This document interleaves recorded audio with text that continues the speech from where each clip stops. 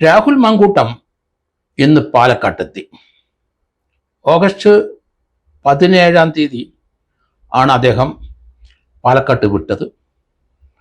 അതിനുശേഷം കോൺഗ്രസിൽ തന്നെ ഉണ്ടായ ചില രാഷ്ട്രീയ തീരുമാനത്തിൻ്റെ പുറത്ത് രാഹുൽ മാങ്കൂട്ടം അദ്ദേഹത്തിൻ്റെ വീട്ടിൽ തന്നെ കഴിഞ്ഞുകൂടി. ഇതിൻ്റെ ഇടയ്ക്ക് അസംബ്ലി തുടങ്ങി. ആദ്യത്തെ ദിവസം രാഹുൽ മാങ്കൂട്ടം അസംബ്ലിയിൽ വന്നു. അതിനുശേഷം അദ്ദേഹം അടൂരിലേക്ക് മടങ്ങിപ്പോയി. 38ാമത്തെ ദിവസം ഇന്ന് രാവിലെ പാലക്കാട്ടെത്തി. അദ്ദേഹത്തിൻ്റെ ഒപ്പം ചെറുപ്പക്കാരനായ KSU ഭാരവാഹിയായ നിഖിൽ കണ്ണാടിയുണ്ട്. യൂത്ത് കോൺഗ്രസിൻ്റെ ചെറുപ്പക്കാരനായ പ്രശോഭുമുണ്ട്. ചെറുപ്പക്കാരുടെ ഒരു പട അദ്ദേഹത്തിൻ്റെ ഒപ്പം കൂടി. അദ്ദേഹം നേരെ പോയത് അവിടുത്തെ മണ്ഡലം പ്രസിഡന്റായിരുന്ന സേവ്യറിൻ്റെ അദ്ദേഹത്തിൻ്റെ മരണ വീട്ടിലേക്കാണ്. അദ്ദേഹം മരിച്ചു. അവിടെ അദ്ദേഹത്തിൻ്റെ കുടുംബാംഗങ്ങളെ പോയി കണ്ടു. അതിനുശേഷം അദ്ദേഹത്തിൻ്റെ ഓഫീസിലെത്തി. അവിടെ അദ്ദേഹത്തിന് വേണ്ട സംരക്ഷണം ഒരുക്കിയിട്ടുണ്ട്. കോൺഗ്രസിലെ ഭാരവാഹികൾ ഓരോരുത്തരും അവിടെ വന്ന് അദ്ദേഹത്തിനെ കണ്ടു. അദ്ദേഹത്തിന് പിന്തുണ പ്രഖ്യാപിച്ചു. അദ്ദേഹം ഇനി MLA ഡ്യൂട്ടി നിർവഹിക്കണം. അതിന് അവിടെ ഉണ്ടാവും. ഒരു കാര്യം മനസ്സിലാക്കണം, രാഹുൽ മാങ്കൂട്ടം ഈ അപവാദത്തിൻ്റെ തീയെ ആളിപ്പടർന്ന് അത് കെട്ടടങ്ങി. ഇനി അല്പം പുകയും കൂടെ ഉണ്ട്. ആ പുകയും കൂടെ നിശേഷം കെട്ടടങ്ങണം. കാരണം പുകയുള്ളിടത്ത് അല്പം തീയും കൂടെ ഉണ്ട് എന്ന് കരുതിക്കോണം. ഈ സമയത്ത് രാഹുൽ മാങ്കൂട്ടത്തിൻ്റെ ഒപ്പം ചില വ്യക്തികൾ, രമേശ് പിഷാരടിയും രാഹുൽ ഈശ്വറും ഒക്കെ അദ്ദേഹത്തിന് പിന്തുണ പ്രഖ്യാപിച്ച രംഗത്തുണ്ടായിരുന്നു. കോൺഗ്രസിലെ ചില പഴമക്കാര് രാഹുൽ മാങ്കൂട്ടത്തിനെതിരായി അതിശക്തമായ നടപടിയെടുത്തു. അത് പ്രതികരിച്ചില്ല രാഹുൽ മാങ്കൂട്ടം. അദ്ദേഹത്തിന് ശാന്തനായിരുന്നു. അതിലൊന്നും അദ്ദേഹം പ്രതികരിക്കാതെ വീട്ടിൽ തന്നെ കഴിഞ്ഞുകൂടി. 38 ദിവസമാണ്. ഏതായാലും അപവാദ പ്രചരണത്തിൻ്റെ പാർട്ടിക്കാരുടെ ശൃംഖലകളെല്ലാം തകർന്നടിഞ്ഞു. രാഹുൽ മാങ്കൂട്ടത്തിൻ്റെ പോലെ അപവാദ പ്രചരണം കേരളത്തിലെ എറണാകുളം ജില്ലയിലെ MLA ആയി മത്സരിച്ച സ്റ്റൈൻ ടീച്ചർക്കും ഉണ്ടായി. അതിലേക്കൊട്ടൊന്നും നമ്മൾ കടക്കുന്നില്ല. രാഷ്ട്രീയപരമായി ഒരാളെ തീർക്കാനായിട്ട് അപവാദ പ്രചരണവും അഭിഹിതവും ഒക്കെ കേരളത്തിൽ പതിവാണ്. ആ കാലഘട്ടങ്ങൾ കഴിഞ്ഞു. അതിൻ്റെ ടിപ്പിക്കൽ എക്സാമ്പിളാണ് രാഹുൽ മാങ്കൂട്ടത്തിനെതിരായിട്ടുണ്ടായിരുന്ന നീക്കം.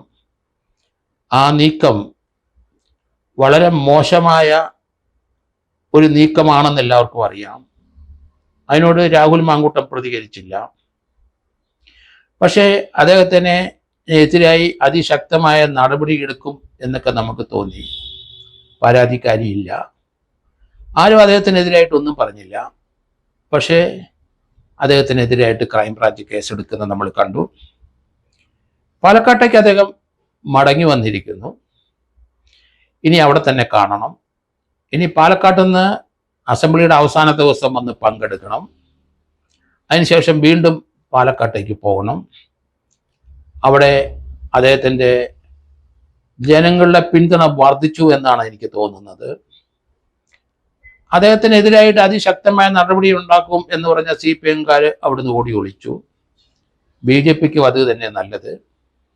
കാരണം ചെറുപ്പക്കാരനായ, വലിയ പ്രതീക്ഷയുണ്ടായിരുന്ന, എല്ലാ ജനങ്ങളും ഒരുപോലെ അംഗീകരിച്ച രാഹുൽ മാങ്കൂട്ടത്തിനെതിരായി ഒരു ക്യാരക്ടർ അസാസിനേഷൻ നടന്നു.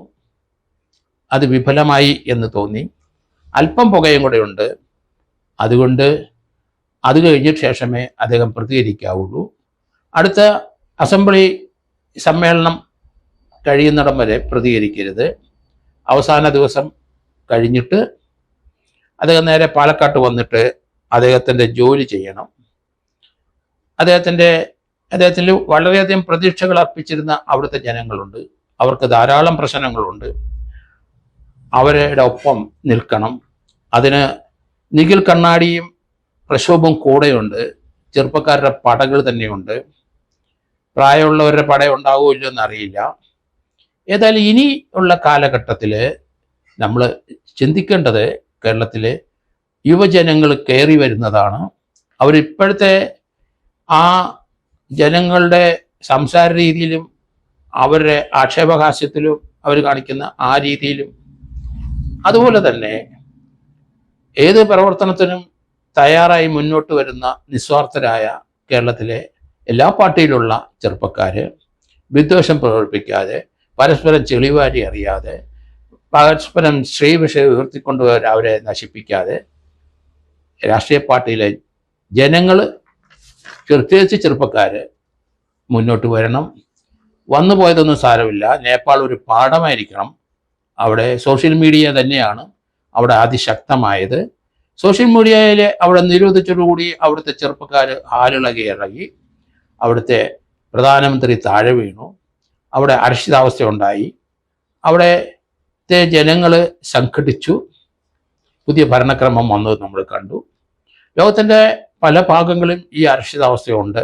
ഇംഗ്ലണ്ടിലും അമേരിക്കയിലും അതുപോലെ തന്നെ കാനഡയിലും ഓസ്ട്രേലിയയിലും യൂറോപ്യൻ രാജ്യങ്ങളിലെല്ലാം ചെറുപ്പക്കാരുടെ മുന്നേറ്റം നമുക്ക് കാണാം.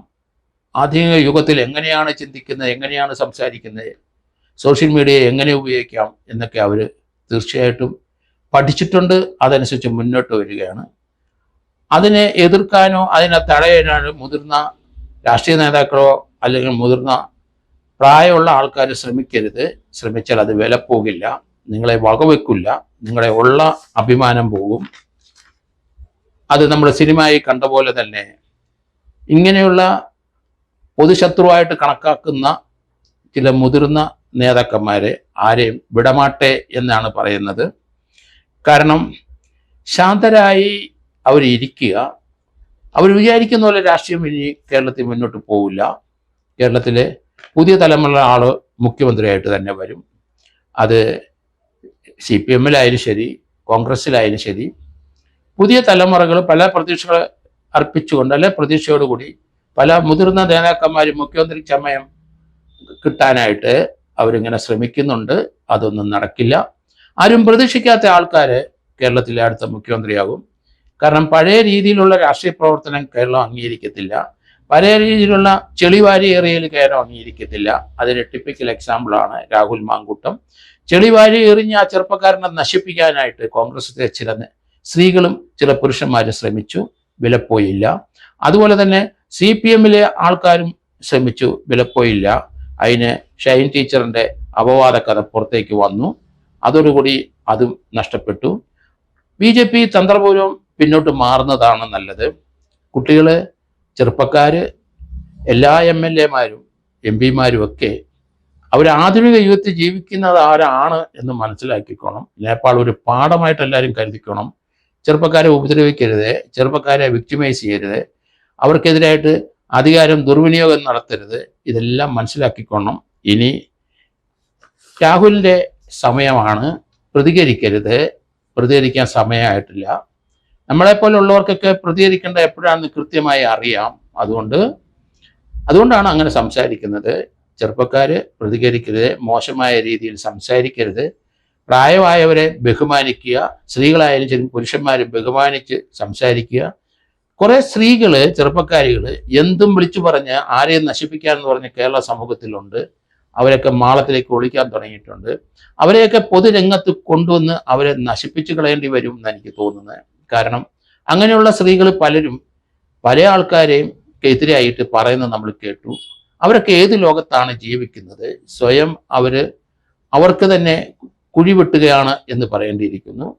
അനാവശ്യമായി പൊതുരംഗത്ത് അനാവശ്യമായ രീതിയിൽ ആൾക്കാർക്കെതിരായി സംസാരിച്ച പലരും അപ്രത്യക്ഷമായി കൊണ്ടിരിക്കുന്നു. അവർക്കെതിരായിട്ട് ശക്തമായ നടപടി വരും എന്നുള്ള കാര്യത്തിൽ. അതുപോലെയുള്ള സ്ത്രീകൾ പലരും ഇപ്പം മാളത്തിൽ ഒളിച്ചു എന്നാണ് മനസ്സിലാകുന്നത്. നടിയായാലും ശരി, ജേർണലിസ്റ്റ് ആയാലും ശരി, മിതമായ കാര്യങ്ങൾ നോക്കി കാണാനും അനാവശ്യമായ രീതിയിൽ പ്രതികരിക്കാതിരിക്കാനും ശ്രമിക്കുന്നതാണ് നല്ലത്. അല്ലെങ്കിൽ പരിക്കേക്കും. രാഹുൽ മാങ്കൂട്ടത്തിന് അദ്ദേഹത്തിൻ്റെ പ്രവർത്തന മേഖലയിലെ എല്ലാ വിജയങ്ങളും നേരുന്നു. അതോടൊപ്പം തന്നെ അവിടുത്തെ ചെറുപ്പക്കാരും രാഷ്ട്രീയക്കാരും എല്ലാവരും ഒന്നടങ്കം രാഹുലിനെ മാങ്കൂട്ടത്തെ പിന്തുണയ്ക്കുന്നതായി കണ്ടു. ഇത്രയും വലിയൊരു ഭൂകമ്പം സൃഷ്ടിച്ചിട്ട് പ്രതികരിക്കാതെ മിണ്ടാതിരുന്നതിന് നന്ദി എന്ന് ഞാൻ പറയുന്നു. അങ്ങനെയാണ് അതിനകത്ത് റിയാക്ട് ചെയ്യേണ്ടത്. കൃത്യമായ രീതിയിൽ രാഹുൽ മാങ്കൂട്ടം അത് റിയാക്ട് ചെയ്തു. പ്രതികരണം ഇല്ല, പ്രതികരണം ഉണ്ട്. അതിനി ആവശ്യമായ ഒരു സന്ദർഭം വരും, അപ്പോൾ മാത്രം പ്രതികരിക്കുക. അതുവരെ അദ്ദേഹത്തിൻ്റെ ആ മണ്ഡലത്തിലെ പ്രവർത്തനങ്ങളായിട്ട് മുന്നേറുക എന്ന് മാത്രമേ ഇപ്പം പറയാനുള്ളൂ.